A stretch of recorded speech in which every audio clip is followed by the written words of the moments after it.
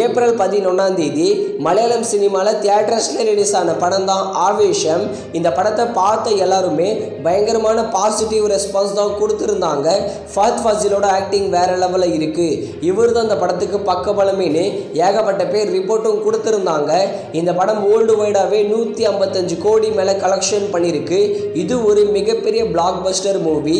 இந்த ஆவேஷம் படத்தோட digital ரைட்ஸை Amazon prime தான் வாங்கியிருக்காங்க. ஆல்ரெடி மே 9 இந்த படத்தை அமேசான் பிரைமில் ஸ்ட்ரீமிங் பண்ணிட்டாங்க. இன்னும் தமிழ் டப்பிங் ப்ரீமியர் பண்ணவே இல்லை.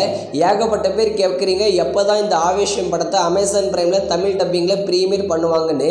இந்த அமேசான் பிரைம் ஆவேஷம் படத்தோட தமிழ் டப்பிங் மற்றும் தெலுங்கு டப்பிங் கம்ப்ளீட் பண்ணிட்டாங்களாம்.